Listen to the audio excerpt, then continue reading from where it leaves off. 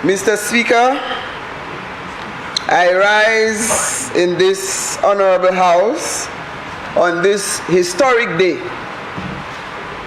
Today, the 26th of July, 2022, marks 1 year since this government was elected to office.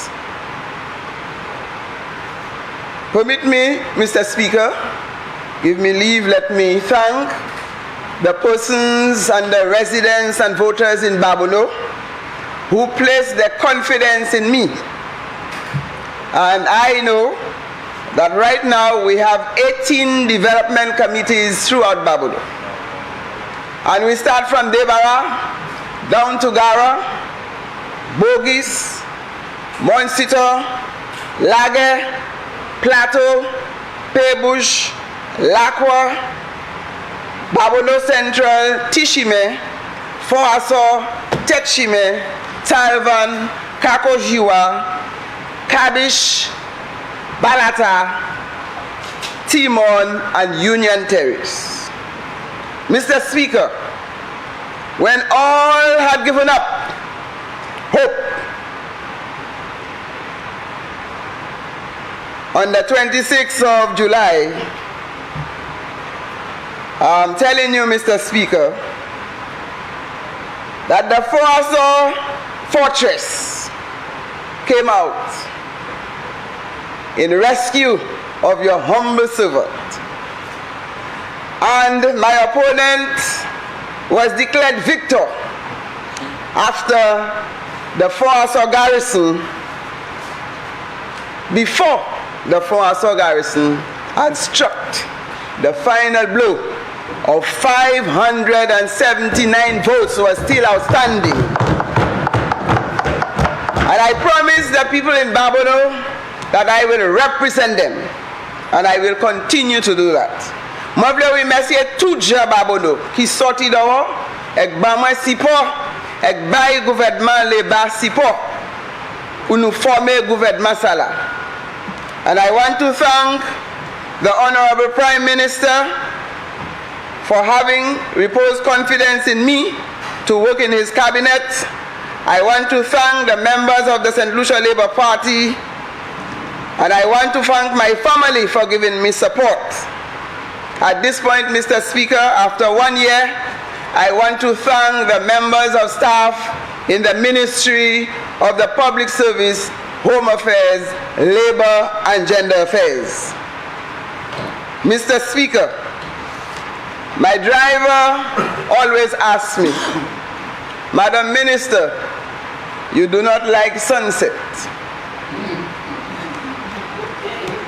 And when he asks me that, it's because I hardly leave my office before sunset, because I'm determined to serve the people of St. Lucia. Mr. Speaker, as I speak to the bill entitled Firearms Amendment, which is one of the strategies this government is implementing to ensure that St. Lucians and visitors are safe and secure. Mr. Speaker, when I hear of firearms, many things cross my mind. The big question is, how did we get there? Mr. Speaker, I am deeply concerned about the number of persons who have become victims of gun violence in our country. Ça sont kwebche pour combien moun a set lisi qui ka mort et là yo tué yo et puis physique. Tant longtemps moun te ka fait un petit coup de poing pour un petit wash. Mais actuellement moun ka serré des masses et yo ka shoot moun et yo ka tué moun. It's like we have opened a butcher shop in St. Lucia. Mr. Speaker, this government will not allow this to continue. Mr. Speaker, there is a June 27, 2022 report written by one Dewey Den Held in an article entitled Murder Rate in the Caribbean where he cited the number of murders in St. Lucia, giving us a 40 per capita rate in 2021, Mr. Speaker, which is extremely high. St. Lucia in that year fell among the top 5 countries in Latin America and the Caribbean with the highest murder rate. Mr. Speaker, we cannot turn a blind eye to the cries of our people calling on this government to do something. The police and Home Affairs have been calling for stronger legislation to allow them to carry out their work in combating crime.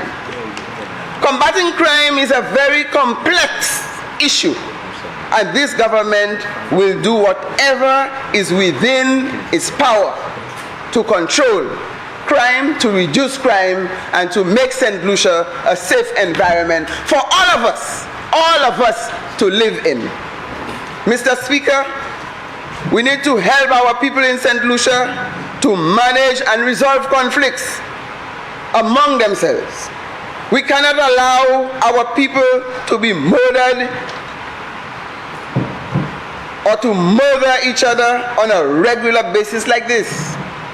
This government cares about its people, and therefore we need to do what the people have asked of us, to give them the best quality representation. Mr. Speaker, the Department of Home Affairs set out to work immediately on assuming office, and the Prime Minister, under his watch, asked that we form a unit called Youth at Risk. And Mr. Speaker, this gun violence that we are talking about and the new inmates that are admitted at Bordelais, they are primarily young persons. We cannot allow talented, intelligent, productive persons in our country to go to their graves at such a tender age. And therefore we have to work harder, Mr. Speaker, for us to rescue the next generation. As you know, Mr. Speaker, we've spoken in this House, and the last administration put zero in the budget for training. And yet we say our officers are not doing what they are supposed to do. This government has put in money there to train our officers so that they can do their work better. Today, as we speak, Mr. Speaker, we have started training of police officers on how to handle domestic violence. It's starting today, a 3-day training. When we look at the situation of Bordelais Correctional Facility, we have the fire service, we have immigration, we have the marine unit, we have customs. All these officers are responsible in one way or the other to ensure that this country is safe, and they need training, they need support for them to carry out their duties.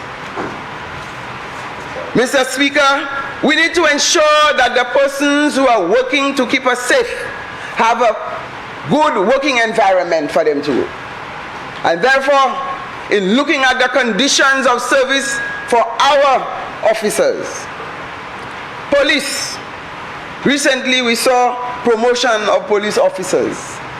That is human resource capacity, incentives and motivation for them to continue to perform their duties. We have mentioned in this House the equipment that we have to give our officers to carry out their work. And we spoke of the vehicles. Mr. Speaker, in my report card, I can tell you, Mr. Speaker, I have visited 10 police stations around the island.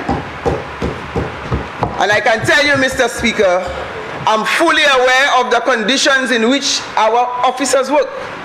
And I have reported to the Prime Minister, and he has given the nod that he is going to address the concerns. Mr. Speaker, At Borderley, when we talk about fighting crime, we are looking at all the different units that are together fighting crime. And the Borderley Correctional Facility, as we speak now, Mr. Speaker, this government has put in the resources to secure the place, to undergo repairs at Borderley.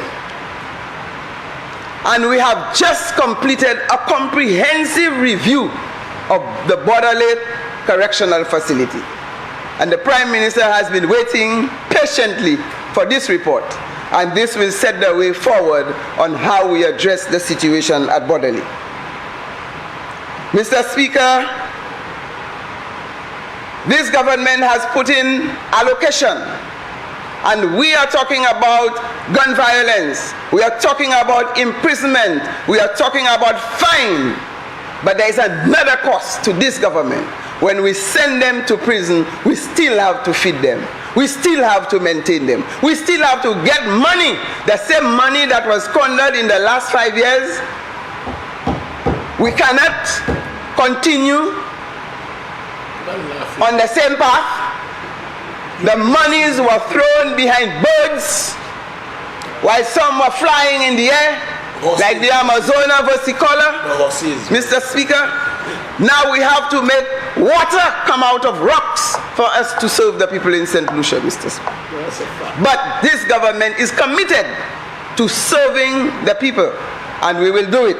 And we have started, and after 1 year, when you look back, you are seeing St. Lucia's nose is already above water, because we were way down in the ocean.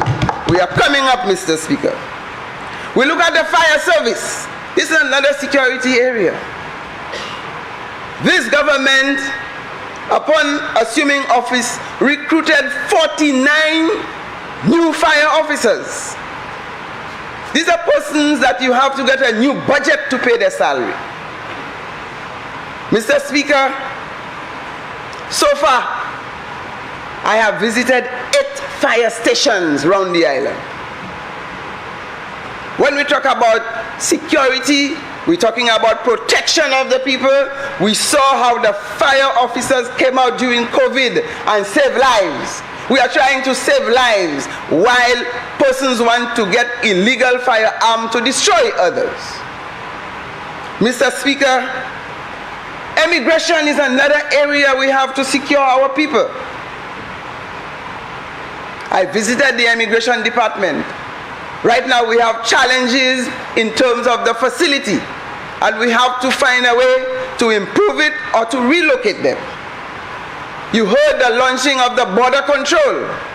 Criminals come into this country and they go out, and we do not have the security measures to assess that. That this government is putting in place to ensure that this is completed. On Monday, yesterday, we launched the e-passport.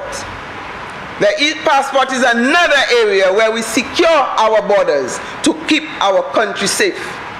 Because when we talk about gun violence, we talk about crime, we have to ensure that the criminals are caught, and we do not allow our borders to be open so that they can escape.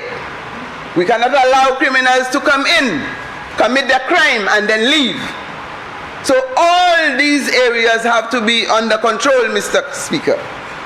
So it is not just about the legislation, but it is about application and implementation so that we get the desired results. Because sometimes we have laws on our books, but if these laws are not enforced, we do not have the resources to enforce the laws, then they become an exercise in futility. And for this, Mr. Speaker, I can tell you the domestic violence bill is one that was brought to this House, and so far it has set St. Lucia on course. The Firearms Amendment Bill today is another bill that's coming in to secure our people.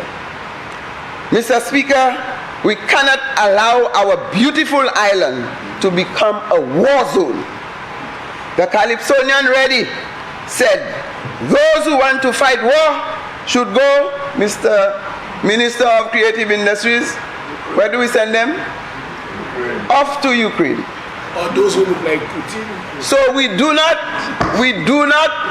have a war zone in St. Lucia. We want to create a safe environment for all of us sitting in this house, those outside, those in the communities. We want to keep all St. Lucians safe. And when we talk about safety, sometimes we look at others. We do not look at ourselves. We have to keep each and everyone safe. Even those who did not use the money properly the last time, we have to keep them safe so that the next bill you come with, the next bill on this agenda that deals with the special prosecutor, we will let him handle that aspect of it. So, Mr. Speaker, I want to say that we cannot sit by and allow innocent people to be slain or slaughtered. Our people should have possession of guns that are within the laws of this country. Our citizens should use guns for protection, and it should be used for reasonable causes that are absolutely necessary. Mr. Speaker, the Firearm Amendment Bill is necessary to reassure the people that this government, under the leadership of the Honorable Prime Minister, cares about them, and we are putting them first. And some people, they take this phrase for granted, and they say, oh, you are putting them first. I say, we did not say who, because we will not put the criminals first. We will put our people who are contributing to national development first. So we are committed to putting our people first to ensure that we have a safe and secure environment. We have to be proactive. Mr. Speaker, the bill speaks to possession of illegal firearms and trafficking of firearms. When I entered in this ministry, I got on the desk. The police have been complaining that they do not know how to handle trafficking of firearms because the legislation was inadequate. I'm very pleased that this legislation will address that, Mr. Speaker. The penalty is increased, and the legal and law enforcement officers have to be very vigilant to ensure that the legislation is implemented according to its stipulations. Mr. Speaker, bills like the Firearms Amendment Bill is expected to act as a deterrent to persons who may be tempted to acquire illegal firearms. And Mr. Speaker, this firearm thing is so serious that some people began panicking. And there's a gentleman who approached me and he told me he thinks he's going to buy an illegal firearm. I said, well, if you do it, you will be at odds with the law, and I will not be able to help you. He said, but I want to protect myself. But I said, no, you still have to have a legal firearm. You cannot afford to have an illegal firearm. Mr. Speaker,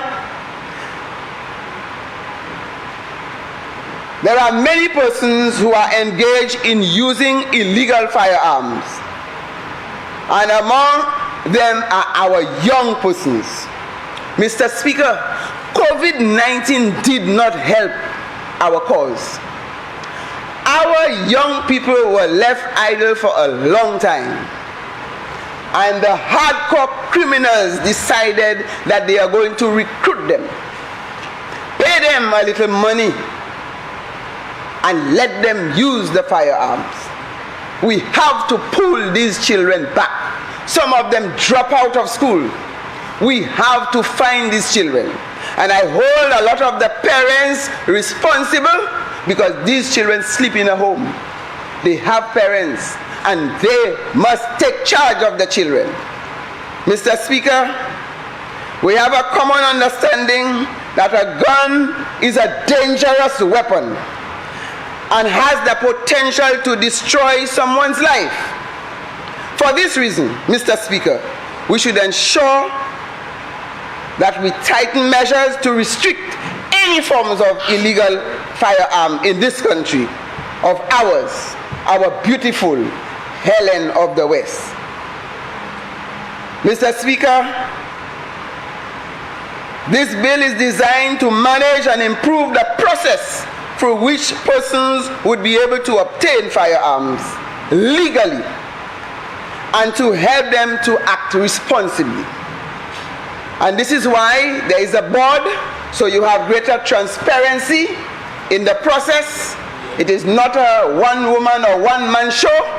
So people have been letting me know that they have applied for firearms for years, but they never got any acknowledgement of the application. Nobody told them why they cannot get it. So let us put some level of transparency in the process so people understand that it is done and not at the will and fancy of just one person who may decide you get it or you do not get it. And I believe I support this board that will allow greater access, and persons who want to apply for firearm, once they meet the requirement, there is no objection to that, because there are people with firearms in St. Lucia and they are legal, and we are not, this bill is not challenging that. It's the illegal ones and those who use it to do the things that are wrong. The law covers that. Mr. Speaker, I lend my support to this firearms amendment bill to give the citizens a greater sense of security and safety as they move around their daily activities. Mr. Speaker, I thank you.